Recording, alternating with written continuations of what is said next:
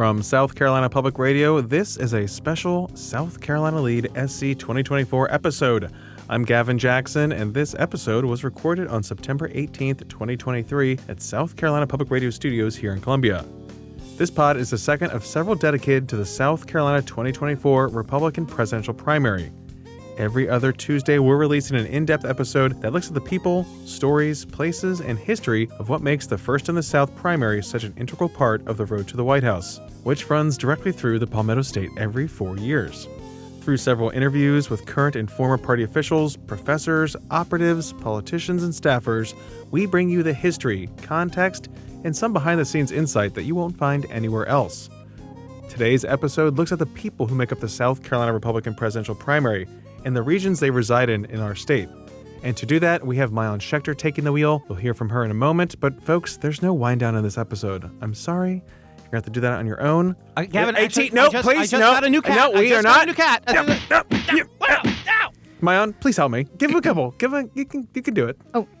Yeah. There, like that? Yeah, there you go. And so that was Maayan Schechter, folks. She's a natural here. But Maayan, go ahead and take the wheel. Thank you so much, Gavin. This is Maayan Schechter, Gavin Jackson's co-host, right-hand helper, passenger seat driver, though I am not touching the radio, don't. on this South Carolina journey to the White House. Over the next 5-ish months, you're going to be bombarded by ads, candidates, and a lot of out-of-state visitors curious about South Carolina's weight in the 2024 presidential election. Yes, we're important, and don't you forget it because no South Carolina Politico will let you on both sides of the political aisle. But we're here to get you, dear listeners, those answers and more, including insight over the coming weeks as we more deeply explore our primary history and, yes, again, why we matter. So let's go back in time. 2 weeks ago, when Gavin and I explored why South Carolina is important in the presidential picking contest, specifically the GOP primary race, and how South Carolina finally became number one in the South every 4 years. For episode 2, I've got my driver on this journey, Mr. Jackson. Hey, Gavin. Hey, Maayan. Did we talk enough about the state's importance in that whole episode? Maybe they didn't get it, but let's talk about the demographics, regions, the advertising. Gavin, I think they got it. Oh. I think they got it.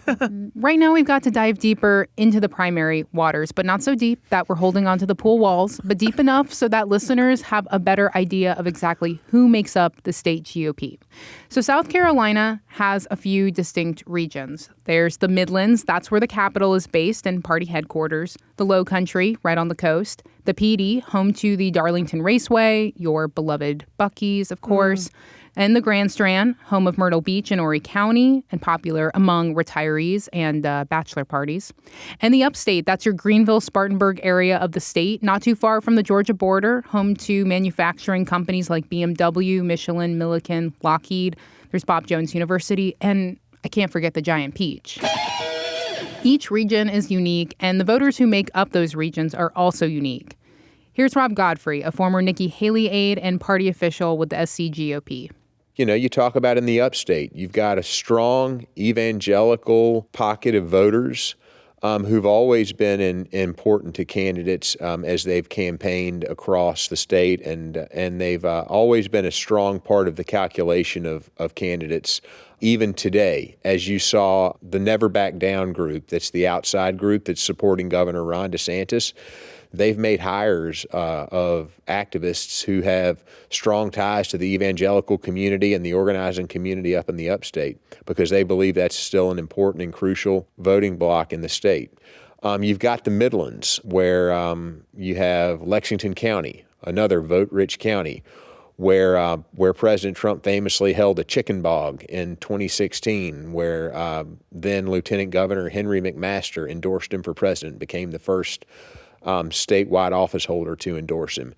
And you've got the Low Country in Charleston, where you have, as I talk about them, conservative conservationists, a little bit different kind of conservative voter who have a little bit of a libertarian streak about them, made famous by folks like former Governor Mark Sanford. So you have a really diverse set of conservative voters in South Carolina who make it a real litmus test for candidates as they are testing their viability nationwide in these early states. If you can win in South Carolina and put a coalition together, that bodes well for you as you head into states like Florida that are bigger and into contests like Super Tuesday. And don't even get me started on getting the names of the regions right. Oof, no, you can't mess that up. Pro tip. If you're running for elected office, know it's low country, one word, and upstate, period. Some folks say upcountry. That might be an older term, but just stick with upstate, folks. Now, before we get into the weeds over the regions and the counties, which you'll hear much more about in our third episode, let's talk about the state as a whole and the huge change that occurred in the last decade. We grew by a lot of people. South Carolina now boasts a population of over 5 million people, according to the 2020 U.S. Census. Areas around the coast, like Horry County in particular, have recorded a boom in population growth. And state GOP leaders say that's a good sign for them because of who is moving and why they're moving here. How you doing? Trey Walker is the chief of staff for Governor Henry McMaster. Trey has a long track record of running campaigns and also worked on John McCain's 2 presidential bids. And he explains more. The in-migration that's happening in the Charlotte metro area and the Research Triangle area, Chapel Hill, Durham, Metro Atlanta is very different than the in-migration we're seeing here in South Carolina. If you want to live in Asheville, North Carolina, or you want to live in Chapel Hill or Raleigh or Charlotte or Atlanta or outside of Atlanta, politics probably doesn't have anything to do with it. And those folks who are doing that are usually either upwardly mobile professionals with young families, things like that. The basis of the in-migration we're getting is mostly retirees. We're getting some younger folks, but it's very heavily retirees, those pensioners that I talk about. So I think it's a blessing for us that we're not getting the type of in-migration that they are in other. Now, I will say this. I have recently seen polling to where, and these are just Republican primary voters, but in-migration is becoming a bigger issue among voters now. And the number one thing that they're concerned about is the possibility of the culture being changed or altered by this in-migration. We didn't dive too far into the crosstabs on that one, but I think in-migration is becoming an issue on the coast. It's something the governor's talking about with preservation and conservation efforts, because once you pave paradise, it's gone. And Gavin, the state GOP is able to capture that migration almost in real time. Remember, South Carolina does not have political party registration, but several other states do, and that gives state parties a data-heavy snapshot of whether they're adding more people to their voter rolls. Here's State GOP Chairman Drew McKissick. Well, obviously, we've had a lot of growth here in South Carolina in recent years. A lot of new people coming into South Carolina. Well, who are they? Well, once every, I'd say every quarter, we get lists from the Republican National Committee of new known Republicans moving to South Carolina. And they'll also give us a breakdown of, say, Democrats versus Republicans who are moving in, whether they're moving from a state where they had to register by party, for example, so they know they were a registered Republican, a registered Democrat, or their primary voting history and so forth. So we're able to look at that and get kind of a fix on, who and where, who's moving in and where are they moving in the state. What you've seen along the Grand Strand is a lot of, Republican retirees are moving into that area. Someone who I think worked with economic development here in the state told me about 2 years ago that you could look at a map of South Carolina and sort of draw a line about 40 miles north of Charleston, and everybody who's moving in north of that line are blue-collar retirees, and everybody south of that line are white-collar retirees. That might be an exaggeration, but generally, I think that's probably a good way to look at it. So back to that burning question we posed earlier, who makes up the South Carolina Republican Party? And a new question, how does that dictate how candidates, in this case presidential hopefuls, run? We talked to State Representative R.J. May, a Lexington County-based political consultant and vice chair of the House Freedom Caucus. He gave us a 30,000-foot view. Well, you've got a couple different cross-sections throughout South Carolina. Obviously, the anchor of the Republican base is the upstate. The Greenville DMA accounts for a large portion of the presidential vote. When we look at statewide races across South Carolina, you've got two different categories, essentially. Your normal Republican primary, which happens in June, you'll elect governor and Senate candidates. Then you have your presidential, which is in February. We expect double turnout, if not more, during a presidential election, presidential preference primary here than we do a gubernatorial or senatorial race. When we're looking at Senate numbers, you're looking at 380,000 people voting. Last 2016, we had 740,000 people vote in the presidential. And Greenville, Spartanburg, that DMA accounts for roughly 1 of 3 Republican presidential votes across the state. 4 counties in particular account for 1 of 4 votes, Republican votes in a presidential. That's Greenville, Spartanburg, Pickens, and Anderson. With those 4 counties, if you perform strongly, you will perform strongly across the state. So in my view, making inroads in the upstate is key to any statewide campaign here in South Carolina, but particularly a presidential. The couple other areas that you need to look at is Horry County out on the coast, Lexington here in the Midlands, and Beaufort, Charleston, Dorchester, Berkeley area. Coincidentally, all those areas are some of the fastest growing counties in South Carolina. Horry was the number 1 fastest growing county. I believe Greenville was the number 3 fastest growing county. But for me, as I look at it as a political strategist, I don't necessarily care about the population of a place. I care about the number of Republican votes that are in a place. Now, often they correlate, but when I look to figure out where to spend resources, it will be where the most Republican votes are, because a vote in Greenville is the same as a vote in Bamberg. That's a good snapshot right there of the state at large, and something we'll be diving into more and more over this podcast series. But in short, South Carolina's population is growing. I mean, have you seen the interstate expansion projects going on all over our state? Because I'm always on the road, and there's always road work going on. Slow down, let them work, let them live. But the population is also trending slightly older, as Trey Walker mentioned, with young professionals in particular looking at Charlotte and your hometown, Mayan, Atlanta. Talk about traffic. Oh, you can gripe about it on the fake wind down. Okay. I'm from D.C. We can all talk about traffic all day. But let's talk about the regions here in South Carolina. And there's no better place to start, in my opinion, than the Midlands, because we live here and we're recording this podcast from here.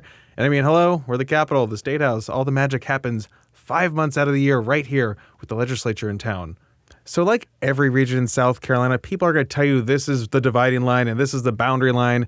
I definitely know that from being in the PD for several years. But for the Midlands, we're going to define it as 12 counties, give or take, stretching from around Aiken and Edgefield near the Georgia border all the way up to Chester, Lancaster, and York, which is closer to North Carolina. Richland is right smack dab in the middle and is one of the few blue counties in the state. Lexington, right across the river, is definitely not. Now, does the Midlands have a political identity? Well, here's Trey Walker again. The Midlands, in my mind, is balkanized. You know, you don't have that sense of low country unity. You don't have that sort of I-85 corridor pride.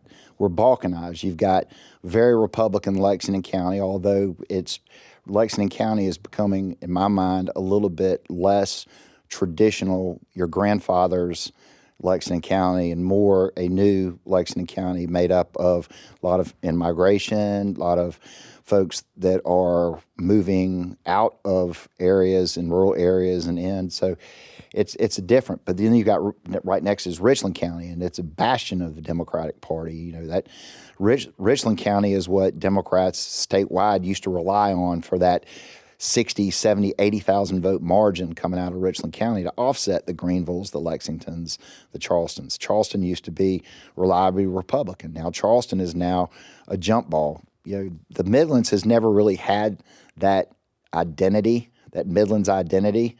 And so politically, when you've got two counties that are separated by a river but are so divergent from each other on ideological spectrum, you don't have that. So the Midlands is always kind of an interesting thing. You run up your numbers in Lexington, you run up your numbers, if you're Democrat, you run them up in Richland County, and when issues happen at the State House, you don't see the Midlands unite behind the banner of do this for the Midlands, with the exception of things like Scout, maybe.